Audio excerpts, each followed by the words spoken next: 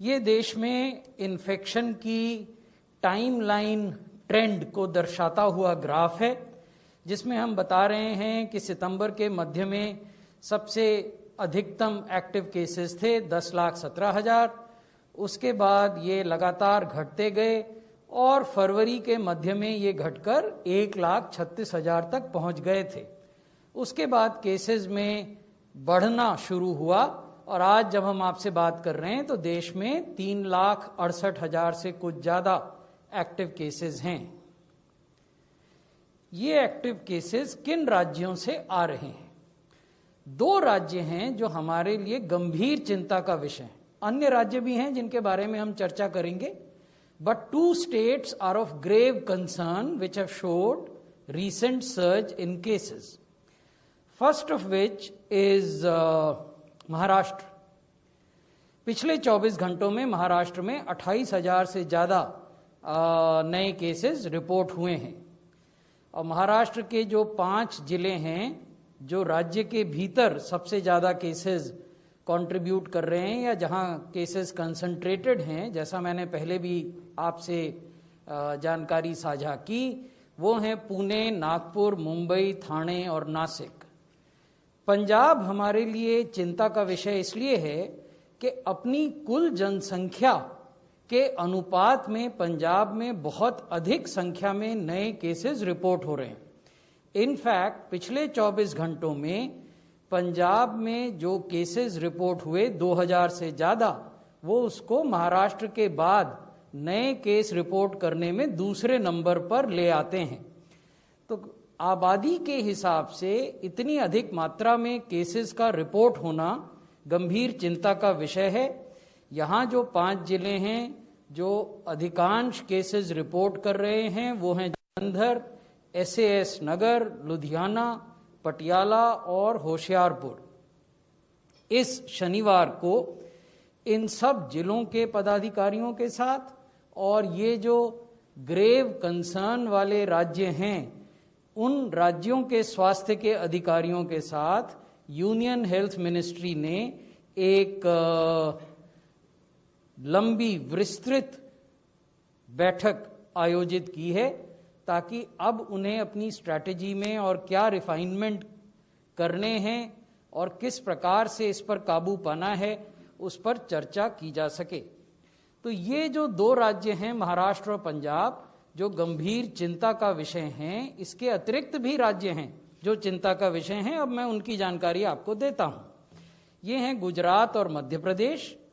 गुजरात में लगभग 1700 केस प्रतिदिन अब रिपोर्ट हो रहे हैं और मध्य प्रदेश में लगभग 1500 केसेस रिपोर्ट हो रहे हैं।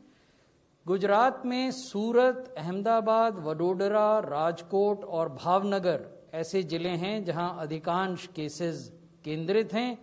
मध्य प्रदेश में भोपाल, इंदौर, जबलपुर, उज्जैन और बैतूल वो जिले हैं जहां ये केसेस कंसंट्रेटेड हैं। इसके अतिरिक्त कर्नाटका और तमिलनाडु 2 अन्य राज्य हैं जहां की रीसेंट सर्ज हमने देखी है। कर्नाटक में 24 घंटे में लगभग 2,000 केस नए अब आ रहे हैं। तमिलनाडु में 1,437 केसेस 24 घंटे में। कर्नाटक में बेंगलुरु अर्बन, दक्षिण कन्नड़ा, कालाबुर्गी, उडुपी और मैसूरू ये 5 जिले हैं जहां की अधिकांश नए मामले केंद्रित हैं। और तमिलनाडु में चेन्नई, चेंगलपट्टू, कोयम्बटूर, थिरुवल्लूर और थंजावुर ये जिले हैं जहां नए केसेस केंद्रित हैं। अब मैं अंतिम 2 राज्य जो कि चिंता का विषय हैं उनके बारे में आपका ध्यान आकर्षित करना चाहूंगा। ये हैं छत्तीसगढ़ और चंडीगढ़।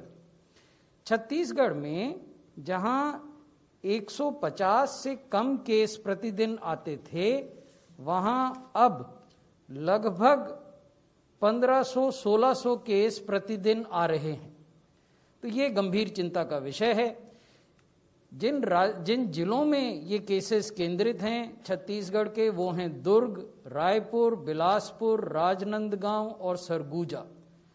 चंडीगढ़ जैसे आप जानते हैं केंद्र शासित प्रदेश है। यहाँ केसेस की संख्या 100 से भी नीचे चली गई थी प्रतिदिन, लेकिन ये फिर बहुत तेजी से बढ़ी है, इसलिए ये भी चिंता का विषय है। अब कुछ बात करते हैं वैक्सीनेशन के बारे में। 24 मार्च 10 बजे तक हम 5 करोड़ से ज़्यादा वैक्सीन की डोजेज देश भर में एडमिनिस्टर कर चुके हैं। इन 5 करोड़ से ज़्यादा डोजेज में से 2 करोड़ 64 लाख से ज़्यादा डोज केवल 60 बरस से ऊपर के लोगों को और 45 से 60 बरस के जो कोमॉर्बिड लोग हैं उनको एडमिनिस्टर की गई हैं।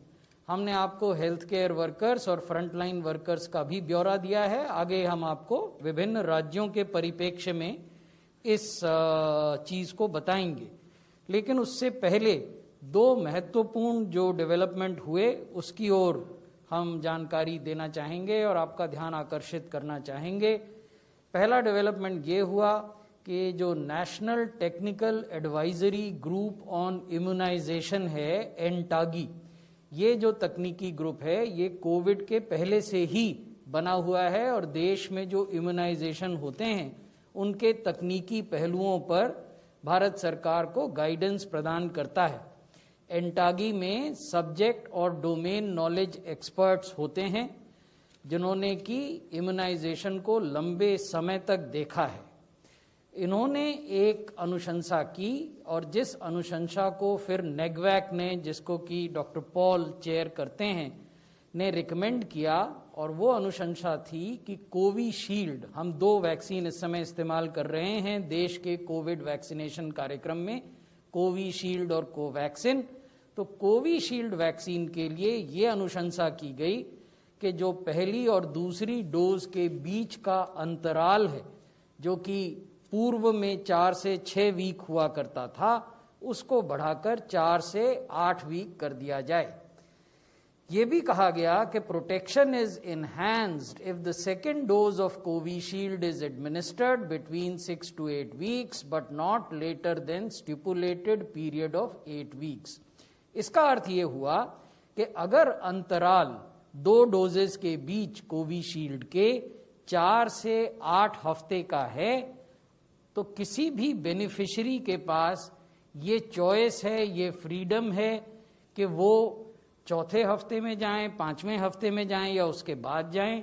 लेकिन साइंटिफिक एविडेंस ये कहता है कि आपको मिलने वाला प्रोटेक्शन बढ़ जाता है अगर दूसरी डोज आप 6, 7वें या 8वें हफ्ते में लगवाएं। ये जानकारी हमने राज्यों के साथ साझा की है, आपके साथ भी की है। हमारा अनुरोध है कि इसको जन साधारण तक पहुंचाया जाना चाहिए। राज्य अपने माध्यमों से पहुंचा रहे हैं और मीडिया के जो हमारे मित्र हैं उनसे हमारा अनुरोध है कि आप भी अपने माध्यम से इस जानकारी को लाभान्वितों तक पहुंचाएं। Revised time interval between these 2 doses is applicable, as I told you, to Covishield and not to Covaxin। यानी कोवैक्सीन के केस में अभी भी जो अंतराल है दोनों डोजेस के बीच का, the time interval continues to be 4 to 6 weeks।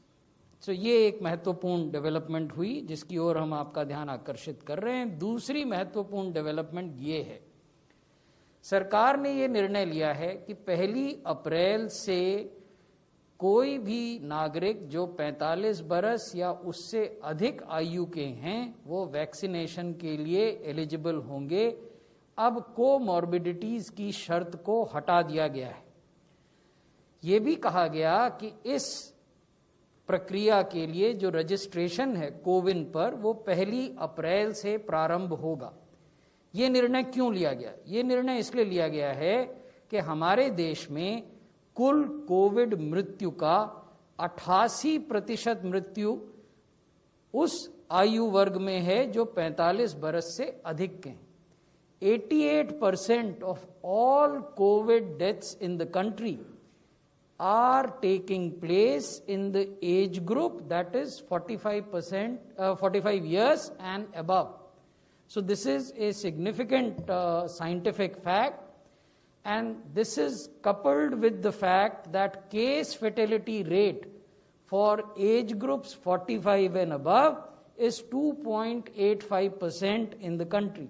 So therefore, this group is the most vulnerable population group, and needs to be protected first।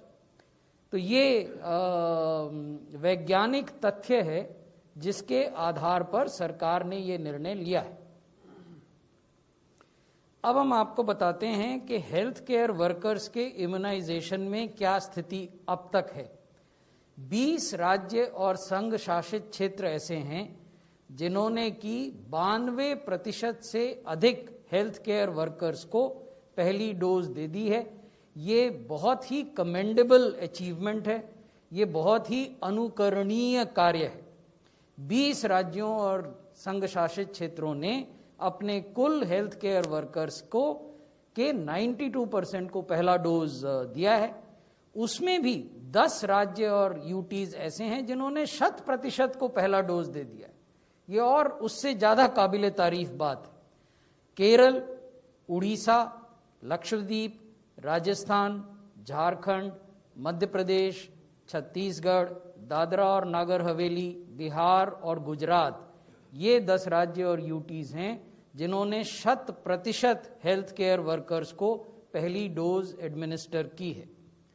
अब दूसरी डोज की बात करते हैं। 14 राज्यों और यूटीज ने एलिजिबल हेल्थ केयर वर्कर्स को के 85% से अधिक को दूसरा डोज भी एडमिनिस्टर किया है, और इसमें भी जो रेंज है वो 85% से लेकर 100% तक है।